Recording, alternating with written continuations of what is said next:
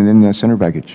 Thank you, Mr. Chairman. Secretary Donovan, welcome. Appreciate you spending the time with me in my office, and appreciate your willingness to serve. It is a big job, and I agree with you. OMB is right at the center of addressing so many of these challenges we face in this nation. But let me start first by getting your take, your assessment of where we are economically. In terms of recoveries after big recessions, our post-World War II average after 19 quarters, and that's how far we are into the recovery now, 19 quarters, economies have, on average, recovered by about 23%. In other words, grown by 23%. After the 80 recession, during the Ronald Reagan recovery, our economy had grown at 25.6%. Following the Great Recession here under President Obama, our economy has grown at 10.8%. So we haven't even achieved half the average growth of post-World War II recoveries. Do you have an explanation? Why do you think that is? So it's interesting you asked this, Senator. We actually spent some time with the economic team and the President just yesterday on this issue. And range of factors. The biggest factor, most economists agree, is actually the demographic changes that we're undergoing. And that accounts for about half of the difference between this recovery and other historical ones. Other ones that are very important, the debt overhang that we have from this crisis, financial crises in general, are slower to recover from. We see that across the world in the performance of world economies relative. And the U.S. is actually relatively doing better, but that has made it a slow recovery overall. The dramatic cuts in government spending, local government and state government spending, is actually a significant contributor as well. There are a few other factors, but are you saying the federal government's cut spending? There were reductions in state and local government that were very unusual. You're working, okay, but you're working for the federal government. We haven't cut spending in the federal government, correct?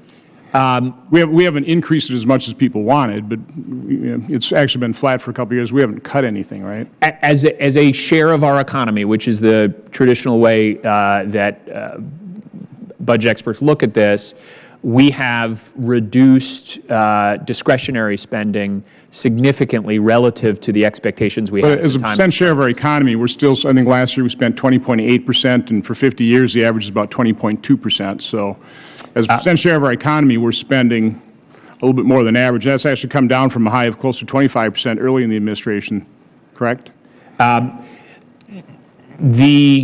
In terms of overall outlays you're talking about, Senator? Yeah, total government. Again, our estimates are that we've reduced overall the deficit, and this is on a bipartisan basis, about $3 trillion. Most of that has come from reductions in spending. You talked about investing relative to what our expectations were. You talked about investing in our economy. Can you give me your opinion? Who is the better allocator of capital, the private sector or government? I would answer the private sector. Okay. All things being equal, is it good to have low-cost energy if you want to manufacture, if you want to get your economy going, or high-cost energy?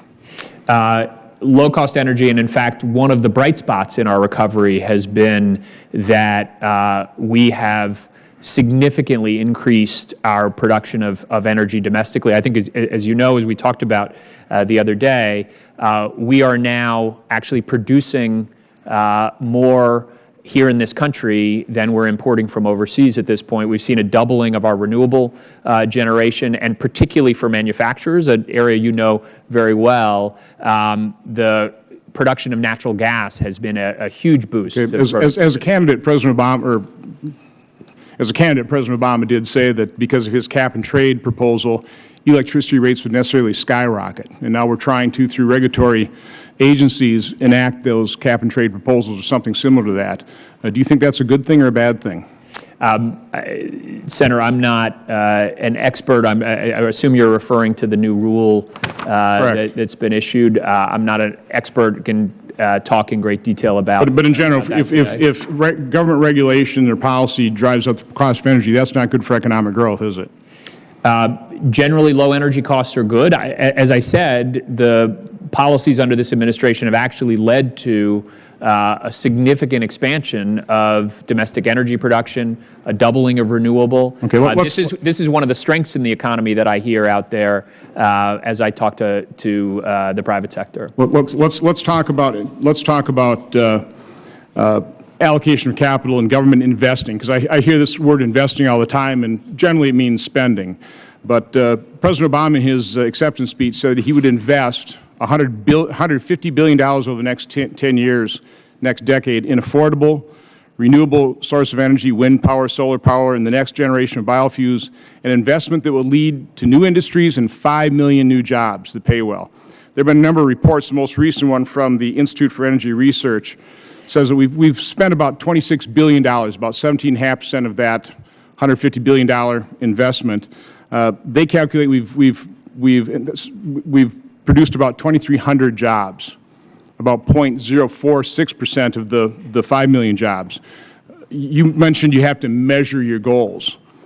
Do you think that was an achievable goal? Do you think it was a wise goal? Do you think that was a wise investment? And do you think it worked? Senator, to be honest, I'm not familiar with the report that you're quoting from. I'd be happy to look at it and tell you my assessment. Should I be confirmed, I'd love to spend more time talking to you about it, but I can't give you an answer about the point I'm making is we've spent about $26 billion on green energy jobs, created about 2,300 at the cost of about $11.5 million per job. And from my standpoint, if you really want to take a look at what's happening in terms of this economy and why it's not growing as rapidly as it really should be, is the onerous nature of the size of government, a regulatory environment that, according to the Competitive Enterprise Institute, costs $1.8 trillion per year to comply with. And OMB is right at the center of trying to rein in that regulatory burden. And I wish you all the